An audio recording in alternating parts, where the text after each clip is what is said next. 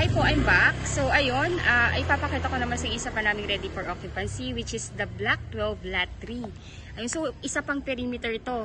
Wala kang katalikuran. Kaya if you want a great and magandang ventilation, I highly advise mag-perimeter ka para yung ventilation mo kahit mag-extend ka sa likod, tagusan pa rin, meron ka pa rin air. Ayan no. Ayan po yung loop. Ayan lang yung likod. So ito yung unit. Yung purple. Ayan po. So again, ito yung location sa map. Ayan, this is Black 12 Lot 3. Ayan, so mukha lang siyang malaki yung face pero isang diretso lang yan, no. Then ito na po yung amenities. Itong amenities na to, ito kasi yung gate natin. Itong amenities po na to, dyan itatay yung adult pool, kiddie pool, playground, basketball court, and multi-purpose hall. Pati church, dyan din. So centralized. Ito yung pinakamagandang place sa estancia. So again, ito po siya. As you can see po, walang katalikuran. Trees po yan. Kaya ang ganda po niyan. Mukha lang siyang malayo, pero walkable yan. Kasi actually, naglakad lang kami ng ading ko. From there, papunta dito. Ayun, so, pakita ko na. Ayan, so ito na yun. Wait lang po. Yarn! So, ito yung end lot. This is Black 12 Lot 1, Lot 2, Lot 3. Itong purple mismo. Ayan. Pasensya na po kayo. Hindi ko kayo matutur sa loob kasi bawal po yun. And nakalak talaga yan. Hindi po iniiwan na bukas din na engineer para sa security. And para hindi naman maluma kagad yung gamit. Ayan. So this is ready for occupancy ha. Yung banggit ko po, yung natin, reservation fee is only 20,000 and the down payment is only 32,000. Yung down payment po, spot payment po yan. After natin ma-reserve yung unit within 30 days, dapat po ma-cash out natin yung down payment para maipa-approve kagad sa bank financing. Once approved na, pwede na ninyong malipatan yung unit. So again, ayan po Tsaka kagandahan dito kasi this is main road. Malawak yung kalsada. And ayan po, ito na yung mismo yung unit. Nag-grass cutting nga po actually ngayon. Ayan. So, ito yun. Ganda nito. Actually, for me, ako po ay bibili ng inner lot.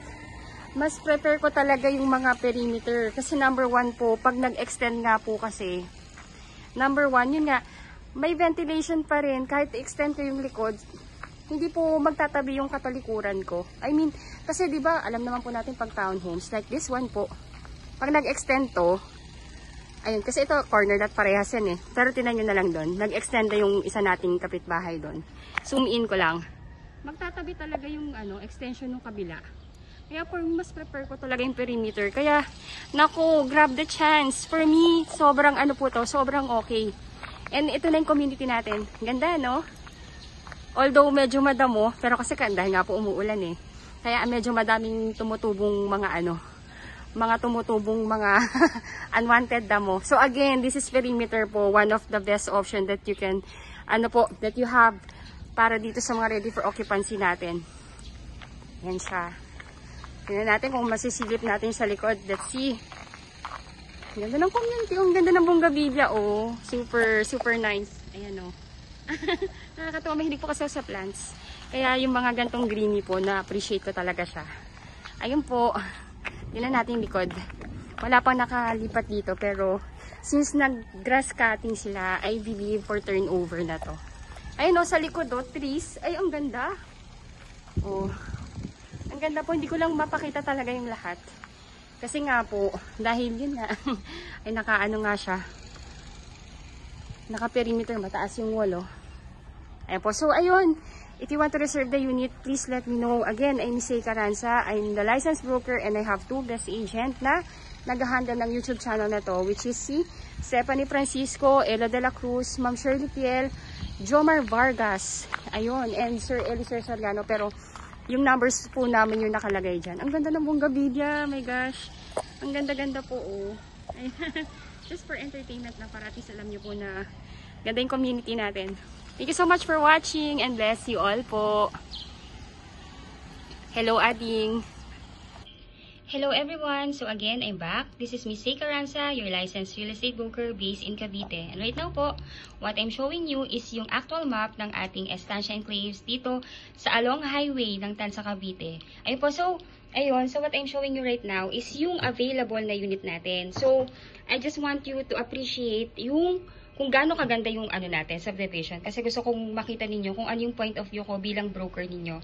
Ayun po. So, kaya sobrang favorite ko tong Estancia Enclaves. Kasi, number one, siya po yung namumukod tangi na subdivision talaga dito sa Cavite na along highway mismo ha. I'm not talking about sa highway ng barangay or highway ng kung saan man po yan. I'm talking about doon sa mismong national highway ng Antero Soriano Road. Mismong highway po ito ng Tansa. Ito po yung road talaga ng Tansa na dire-diretso papuntang Centennial Road, going sa Cavitex, papuntang Coastal Road, Papitex, Paedsa, and pa Manila. Ganun po kaganda yung location niya. So, from here, ito po yung ating road or yung ating main road ng Tansa Cavite, which is the Antero Soriano Road. So, dito po sa road na to, dito talaga dumadaan yung mga buses going sa PTEX Terminal, going Mall of Asia, mga UB Express going Mall of Asia, mga jeep or mga BP buses going SM Bacoor and Pasapote Las Piñas. Imagine nyo, bababa lang po kayo ng, ng transportation, then walkable na yung phase. From here po, mga 300 to 400 meters, phase na po ng subdivision po. So, kaya sobrang dami po talagang ito na dito kumukuha and gusto po na along highway, ito po yung number one na pinakamaganda po talaga actually. Kasi yung mga ibang subdivision na along highway po dito sa Cavite is sold out na. Ayun po, so namumukod-tangin na lang po talaga itong subdivision na to. And ayun po, so again, ang ating travel time from here, pag dito po tayo galing sa ating subdivision, 40 minutes travel time lang po yan going sa PTEX and Naiya Road. Ganun po siya ka-commuter friendly and 24/7 access. Kaya kahit anong oras man kayo sa araw na to or sa araw man na lalabas kayo, sigurado pong may masasakyan kayo na bus kasi dito po talaga lahat yan dumadaan. So, ayun po. Before further ado, again, I'm Miss Yay Caranza, licensed real estate broker based in Cavite. Ayun po, you can add me in my Facebook account and please, if you are new to my channel, please do me a big favor po.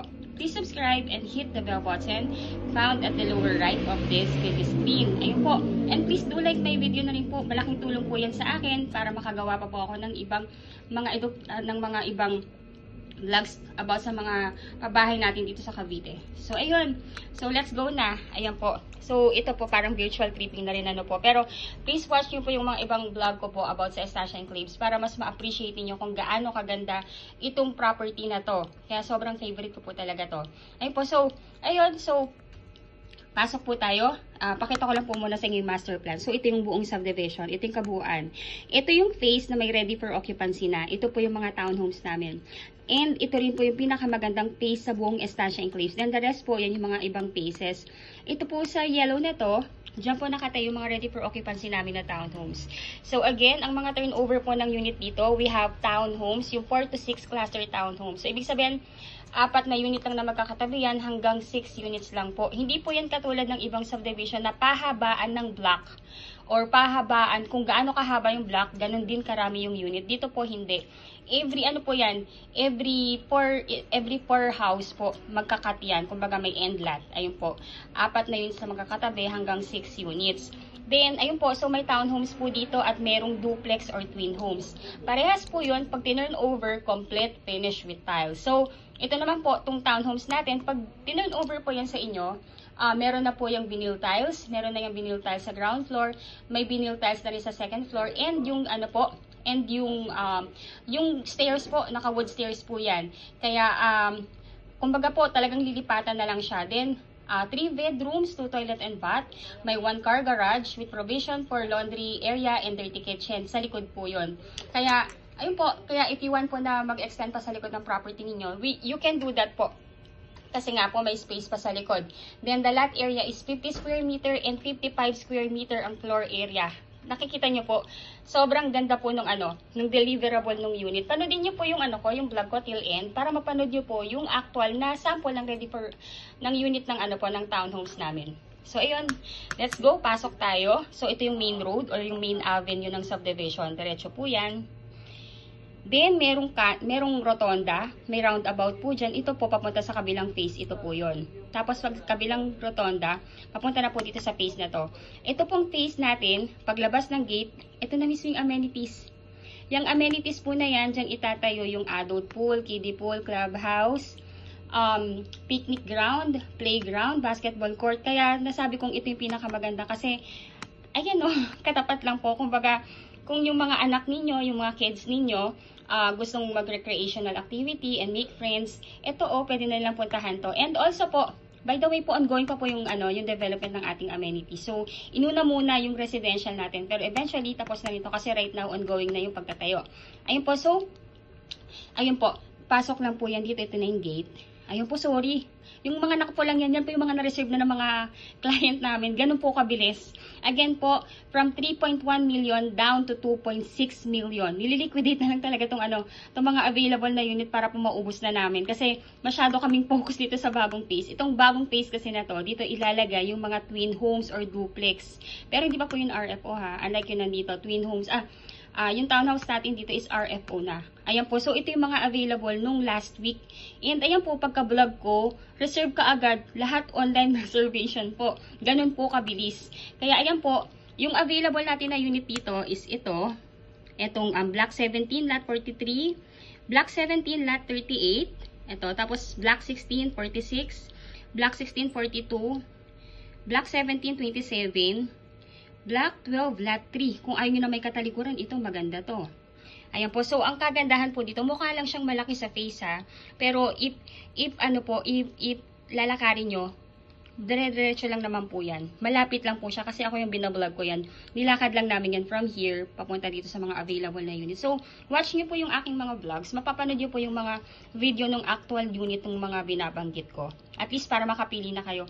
Yan na lang po yung available. So, right now po we have 1, 2, 3, 4, 5, 6, 7, 8. 8 units left. Ayun po.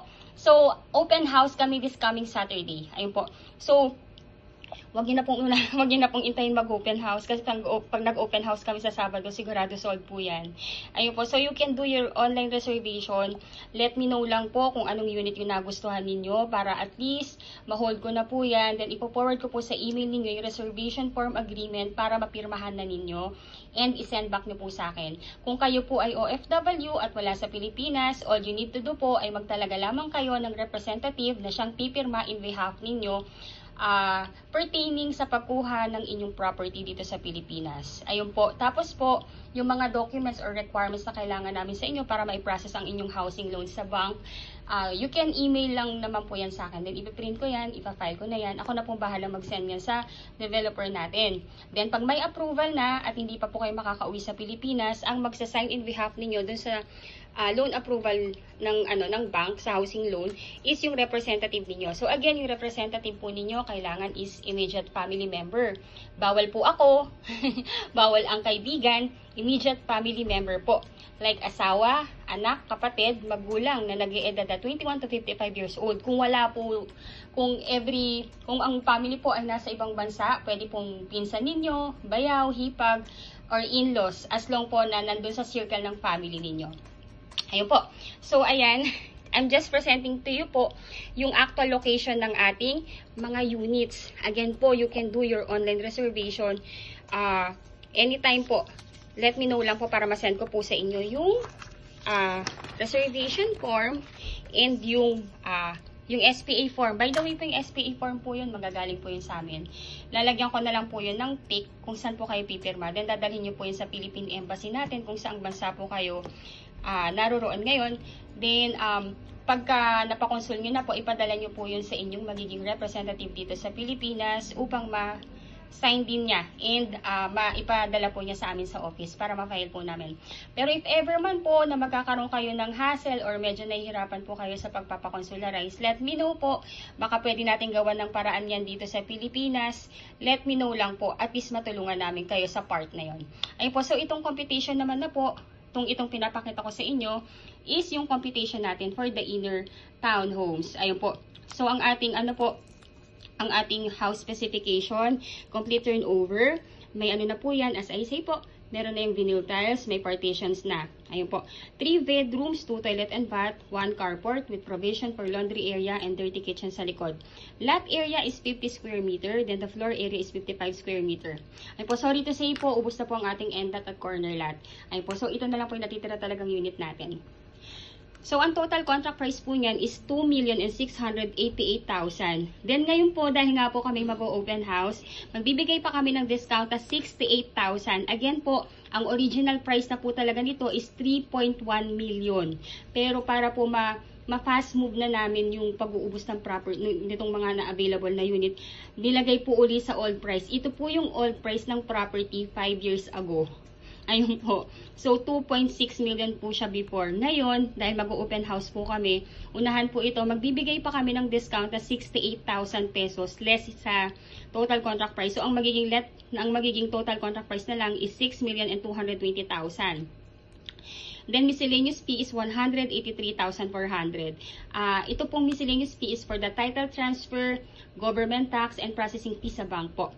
Then, yung down payment, from 10%, ginawa ding 1.9% down payment para mas maging makamasa and malipatan nyo kaagad. Para, syempre po, kung mas mababa ang down payment, mas mababayaran kaagad. Yun naman po kasi yung goal namin. Maibigay kaagad sa inyo yung property. Wala nang pahirapan. Ayun po, again, yung 1.9% down payment is based po yan dito sa net TCP na 2.6. So, ang 1.9 po niyan is 49,780 pesos.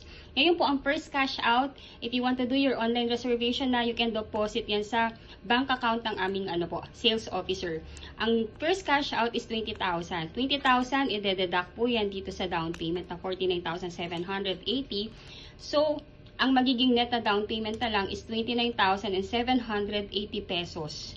Ngayon po, may 5% na initial MF lang po tayo nababayaran na 9,170. Itong 5% initial MF base po yan dito sa 183,400. So, ang 5% po nito ay 9,170.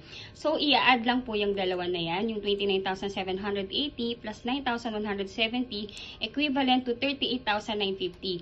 Ito po yung magiging down payment natin na kailangan nating bayaran within 30 days upon reservation po. Ngayon po, pagbayad na yung down payment, stop payment na po tayo.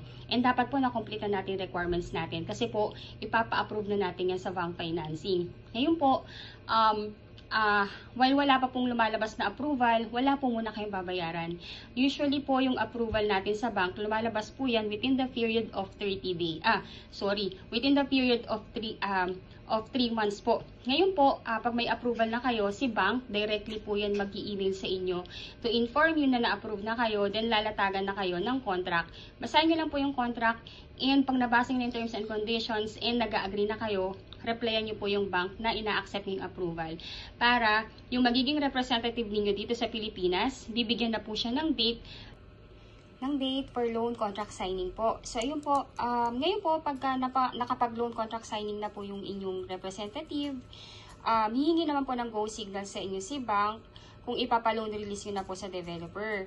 Ngayon po, pag na-loan release na po sa developer, yung loan po, mag-i-start na rin po kayo ng inyong loan, ang inyong monthly amortization kay bank. Ayun po. Then, pag na-receive na rin po ni developer yung loan proceeds, hihingi naman siya ng 30 days sa atin or sa inyo po, para for the unit preparation and acceptance ninyo ng unit. Yun na po yung magiging date din ng inyong loan ng inyong house turnover po. Ngayon po, pag nakapag-loan release na, bali po ito po yung magiging monthly amortization natin. Bali kung gusto niyo pong i-maximum na 30 years to pay po, ang inyong magiging monthly amortization for 30 years is 20,138.77 centavos. Ngayon po yung required income na kailangan na mag-reflect sa inyong job contract or certificate of employment at payslip is at least nag-gross po kayo ng 68,834.35 centavos. Kung gusto niyo naman po ng medyo mas shorter term, meron din po tayong 25 years to pay. Yung 25 years to pay po, that will be 19,397.77 centavos. Ngayon po, kung gusto niyo po ng mas shorter term pa, there is also 20 years to pay. That will be 21,277.72 centavos. Then for 15 years to pay po, is 24,667.12 centavos. Then kung 10 years to pay naman po ang gusto ninyo, that will be 31,865.81 centavos. Then for 5 years to pay, that will be 54,342.85 centavos per month. Ay po, so ito po yung mga options ninyo for the monthly amortization. Kung yung kung ilang years niyo po gustong bayaran yung loanable amount po ninyo. Ngayon po, pag na-approve na rin po kayo and nakapag-loan contract signing na kayo, babayaran niyo na rin po itong miscellaneous, itong move-in fee na 15,000. Itong move-in fee po na ito is para po yan sa application ng Meralco at ng water po ninyo. Ngayon po, para at least hindi na po kayo yung mag-a-apply nito or yung representative ninyo, bayaan nyo na po yung admin natin ang maglakad lahat nito. Para at least paglilipatan nyo na, meron na po itong utilities or iintayin nyo na lang maikabit ni Meralco yung inyong kuryente po. Ayun po, so again, if you are an OFW at wala sa Pilipinas, all you need to do po ay magtalaga lamang po kayo ng inyong representative na siyang pipirma in behalf po ninyo sa pag-acquire ng property natin ninyo dito sa Pilipinas. So again, ang representative po ay dapat immediate family member. Hindi po pwede ako, hindi rin po pwede kaibigan. Dapat po immediate family member like asawa, anak, kapatid, or magulang na nag-eedad ng 21 to 55 years old. Ngayon po, kung ang family po ay nasa ibang bansa na rin, pwede po kayong mag-assign ng inyong pinsan, bayaw, hipag, or ano po, pamangkin. Basta po nasa loob ng circle ng inyong family and makikita, magre-reflect na kaipilido nyo siya or ng inyong asawa. Ayun po. So, again po, ayun po. Bali po, ang inyong magiging requirements as an OFW client po, 2 valid ID with 3 specimen signature, husband and wife if married. Then marriage certificate if married, birth certificate plus Senomar if single. Then number 3, 1x1 ID picture or selfie picture with white background. Husband and wife if married. Then TIN ID ninyo, husband and wife if married. Ngayon po kung wala po kayong TIN ID, meron po tayo ditong contact na pwedeng doon tayo magpagawa. Ayun po. Then number 5, latest job contract or latest COE with compensation po. Then latest 3 months payslip, visa, permanent residence ID, oath of allegiance, proof of dual citizenship or any that is applicable. Any of this po, kung citizen na rin kayo sa bansang pinagtatrabahuhan po ninyo ngayon. Then number 8, latest arrival and departure stamp. Yun po yung nasa passport po ninyo. Then number 9, SPA form. Itong SPA form po na ito, manggagaling po yan sa ating developer. I-email ko po yan sa inyo kasabay ng reservation form. Ngayon po yung SPA form, ipiprint nyo po siya, then pipirmahan ninyo, then dadalhin sa Philippine Embassy kung saang bansa po kayo ngayon. Then isasend nyo po yan, yung original po mismo, sa inyong representative para mapirmahan din niya. And isasend po niya via LBC sa aming opisina or pwede rin po siya magsadya sa opisina namin para personally na maibigay po niya yung SPA form. Ngayon po kung isa rin po kayo doon sa mga kababayan natin na medyo nahihirapang magpa-consular sa Philippine Embassy because malayo or walang time or ayun po or for any reasons po, let me know po. Check natin, baka pwede natin gawa ng paraan yan dito sa Pilipinas. Sabihan nyo lang po ako kung ano yung hindrances. Let's see, baka kaya naman natin gawa ng paraan yan dito. Ayun po, so may requirement din po yung inyong magiging representative dito sa atin sa Pilipinas. So number 1 po, 2 valid ID with 3 specimen signature nga. Then latest POV or proof of billing like Meralco or water or internet bill. Dapat po nakapangalan po sa inyo yung proof of billing or doon sa inyong magiging representative. Kung wala pong nakapangalan na billing sa kanya, pwede po siyang magpagawa ng barangay certificate na nagsacertify sa kanya na doon siya nakatira or kung nagre-renta po siya doon sa tinitirahan niya ngayon, magpagawa lang po siya doon ng letter na nagsacertify na doon siya nakatira. Ayun po. Then, lagyan lang po ng signature ng landlord and mag-attach lang po ng 2 valid ID. Ayun po. Then, di ba nabanggit ko po dito na ang down payment is payable within 30 days from the reservation. Ngayon po, ang reservation fee kasi pwede pa ninyong i-deposit through online sa aming bank, sa aming sales officer. Pero ito kasing down payment na total of 38,950 ay dapat po naka-ano po yan. Dapat po ay naka-manager's check. So ito pong 38,950 kung ipapadala nyo po yan sa bank account ng inyong representative or yun po sa inyong representative, i-request na lang po ng inyong representative na gawing Estancia Enclaves, located along highway of Barangay Halayhay, Tanza, Cavite. Ang subdivision po ay nakatayo lamang along highway of Antero Soriano Road, Tanza, Cavite. Just 40 minutes drive from PTEX Terminal and Naiya Road through Cavitex Expressway. Ayun po. This is a few units left, kaya kung nais nyo nang mag-reserve, kindly text and call me or add me in my Facebook para masendan ko na po kayo sa email ninyo ng reservation form at ma-fill upan ito.